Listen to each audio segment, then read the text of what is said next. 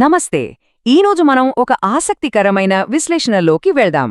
మనం ఇంట్లో ఉండే నెగటివ్ ఎనర్జీ గురించి వినే ఉంటాం కదా, దాన్ని ఎలా గుర్తించాలి? వాస్తు, జ్యోతిష్యం, ఆయుర్వేదం ప్రకారం పురాతన పరిహారాలతో ఆ ప్రతికూల శక్తులను ఎలా పారద్రోలాలో ఈ విశ్లేషణలో చాలా స్పష్టంగా చూద్దాం. ఇది చాలా మందికి ఎదురయ్యే సాధారణ సమస్యే. ఇల్లు మారిన వెంటనే అకస్మాత్తుగా ఆర్థిక నష్టాలు, ఆరోగ్య సమస్యలు లేదా విషాదాలు ఎందుకు జరుగుతాయో ఎప్పుడైనా ఆలోచించారా? జాతకం ఎంత అద్భుతంగా ఉన్నా సరే కొన్నిసార్లు ఇలా జరుగుతుంటుంది. దీనికి కారణం మన కంటికి కనిపించని శక్తుల ప్రభావమే అని మన పురాతన గ్రంథాలు ఖచ్చితంగా చెబుతున్నాయి.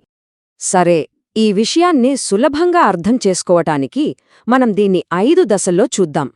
ముందుగా దురదృష్టానికి మూలం, ఆ తర్వాత ప్రాథమిక శుద్ధి ఆచారాలు, ఉప్పుకున్న అద్భుత శక్తి, స్నానపు గదుల్లో దాగి ఉండే శక్తులు, చివరగా స్థలశుద్ధి గురించి చకచకా చూసేద్దాం. ముందుగా మొదటి అంశం, దురదృష్టానికి అసలు మూలం ఎక్కడుంది? ఇక్కడ మనం అర్థం చేసుకోవాల్సిన ఒక ఇంట్రెస్టింగ్ పాయింట్ ఏంటంటే, భౌతిక ప్రదేశాలు తమ గత చరిత్రను ఒక స్పాంజ్ లాగా పీల్చుకుని తమలోనే దాచుకుంటాయి. అందుకే కొత్త ఇంట్లోకి అడుగుపెట్టే ముందు ఆ ఇంటి హిస్టరీ తెలుసుకోవడం చాలా ముఖ్యం.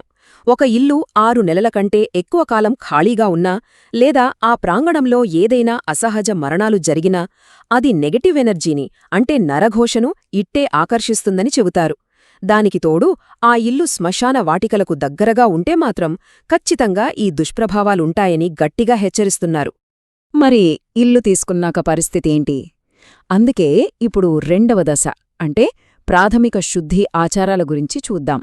ఒక కొత్త ఇంట్లోకి వెళ్ళినప్పుడు ఈ నెగటివ్ వైబ్స్ను పారద్రోలడానికి ఏం చెయ్యాలో ఇప్పుడు తెలుసుకుందాం. ఇందులో ఒక 4 ముఖ్యమైన స్టెప్సున్నాయి.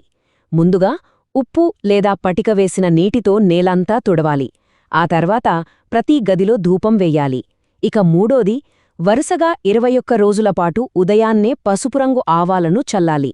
Last but not the least, గుమ్మానికి ఒక చక్కటి త్రిశూల ముగ్గువేసి రక్షణ కవచంలా ఏర్పాటు చెయ్యాలి.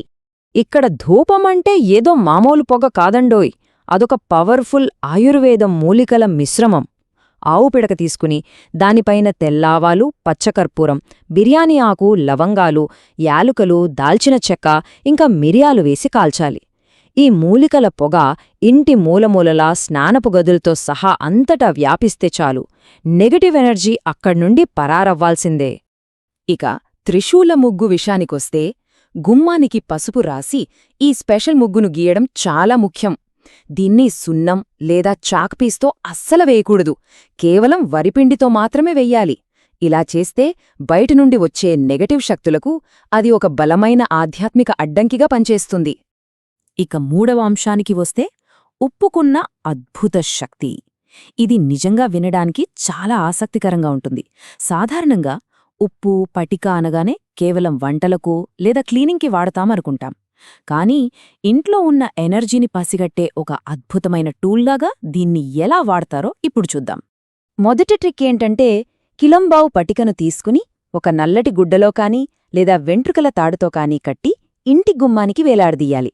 సాధారణంగా మనం గుమ్మడికాయ ఎక్కడ కడతామో సరిగ్గా అక్కడే దీన్ని కట్టాలన్నమాట. ఇది ఏటా చేయాల్సిన పని. ఇలా చేస్తే బయటనుండి వచ్చే నరఘోషను ఇది లాగేసుకుని ఇంట్లోకి వచ్చే గాలిని అద్భుతంగా ఫిల్టర్ చేస్తుందని మన పురాతన మూలాలు స్పష్టంగా చెబుతున్నాయి. ఇప్పుడు చెప్పబోయేది చాలా ముఖ్యమైన ఎనర్జీ టెస్ట్. మీ ఇంట్లో ఉన్న 4 దిక్కుల మూలల్లో 1 కిలోంబావు రాతి ఉప్పును గాజు బౌల్స్లో పోసి ఉంచండి. ఒకవేళ కేవలం 24 గంటల్లోనే ఆ ఉప్పు నీరులా కరిగిపోతే ఆ ఇంట్లో తీవ్రమైన ప్రతికూల శక్తి ఉందని అర్థం. అదే ఉప్పు పొడిపొడిగా ఉంటే అంతా బాగానే ఉన్నట్టు. అప్పుడు ఆ ఉప్పును ప్రతి 40 రోజులకొకసారి మారిస్తే సరిపోతుంది. నెక్స్ట్ 4వ విభాగం, స్నానపు గదులు, వాటిలో దాగి ఉన్న శక్తులు. మనలో చాలామంది ఇల్లు మొత్తం క్లీన్ చేస్తాం కానీ ఆధ్యాత్మికంగా బాత్రూంలను పెద్దగా పట్టించుకోము. కానీ ఇక్కడే అసలు ట్విస్టుంది. మన సాంప్రదాయాల ప్రకారం వీటికి చాలా జ్యోతిష్య ప్రాముఖ్యత ఉంది తెలుసా? బాత్రూంను క్లీన్ చేయడానికి కేవలం బుధవారం మరియు శనివారాల్లో ఒక ప్రత్యేకమైన పద్ధతి పాటిస్తారు. గదిని శుభ్రం చేశాక ఒక మట్టి ప్రమిదిలో కర్పూరం వెలిగించి అందులో ఒక లవంగం, ఒక యాలకు చెయ్యాలి. ఆ పొగ మొత్తం గదంతా వ్యాపించనివ్వాలి. ఆ తర్వాత మిగిలిన ఆ బూడిదను పారబోయాలి. అంతే సింపుల్. అసలిదంతా ఎందుకు చెయ్యాలి అంటే, మనకు జ్యోతిష్యంలో రాహు గురించి తెలిసే ఉంటుంది. బాత్రూంలలో ఈ రాహు ప్రభావం ఎక్కువగా ఉంటుందట. ఈ ఆచారం ద్వారా ఆ రాహున మనం శాంతింపజేయవచ్చు. రాహు అనుకూలిస్తే అపారమైన సంపద వస్తుంది. కాని అదే ఆయన ప్రతికూలంగా మారితే మాత్రం లేనిపోని భ్రమలు, తప్పుడు నిర్ణయాలు తీసుకునే ప్రమాదం ఉంటుంది. ఇక 5వ విభాగం స్థలశుద్ధి మరియు శకునాలు. ఇల్లు కట్టడానికి ముందు ఆ స్థలాన్ని కొనేటప్పుడు ఎలాంటి నియమాలు పాటించాలి, మన చుట్టూ ఉన్న వాతావరణం మనకు ఇచ్చే సహజ శకునాలను ఎలా అర్థం చేసుకోవాలో ఇప్పుడు చూద్దాం. రోజువారీగా దైవ నామస్మరణ చేయడం, మూగ జంతువులకు ఆహారం పెట్టడం ద్వారా దాదాపు 90% సమస్యలు ఇట్టే తీరిపోతాయి. అయితే ఇక్కడ మనం గమనించాల్సిన ఒక విషయముంది. ఇంట్లోకి గబ్బిలాలు పదే పదే వస్తున్నా లేదా అవి అక్కడే తిష్టవేసినా తంత్రశాస్త్రంలో అదొక చాలా తీవ్రమైన చెడుశకునంగా భావిస్తారు. ఇది రాబోయే ప్రమాదానికి సూచన. కాబట్టి అలా జరిగితే వెంటనే ఇల్లు శుద్ధిచేసి శాంతిపూజ చేయించడం చాలా అవసరం. ఇక స్థలశుద్ధి. ఇది నిజంగానే చాలా కీలకమైన ప్రక్రియ. ఒక స్థలంలో ఇల్లు కట్టే ముందు ఆ భూమిలో బూడిద, జంతువుల ఎముకలు లేదా గాజు ముక్కలు లాంటివి ఉన్నాయేమో చూసుకోవాలి. వాటిపై ఇల్లు కడితే ఫ్యూచర్లో అది తీవ్రమైన శారీరక, ఆర్థిక సమస్యలు తెచ్చిపెడుతుందట. అందుకే డౌటొస్తే ఏకంగా ఆ స్థలంలో పైనున్న 3 అడుగుల మట్టిని పూర్తిగా తీసేసి కొత్త మట్టి వేయాలని నిపుణులు ఖచ్చితంగా చెబుతున్నారు. అలాగే మొక్కలు పెంచే విషయంలో కూడా కొన్ని స్ట్రిక్ట్ రూల్స్ ఉన్నాయి. ఈ టేబుల్ చూస్తే మీకు అర్థమవుతుంది. తూర్పు లేదా ఈశాన్యం వైపు నుండి మనకు పాజిటివ్ ఎనర్జీ వస్తుంది కాబట్టి దాన్ని అడ్డుకోకుండా ఆ దిశల్లో తులసి, కలబంద లాంటి చిన్న మొక్కలే ఉండాలి. పడమర, దక్షిణం వైపు మాత్రం టేకు, మామిడి లాంటి పెద్ద చెట్లు పెంచుకోవచ్చు.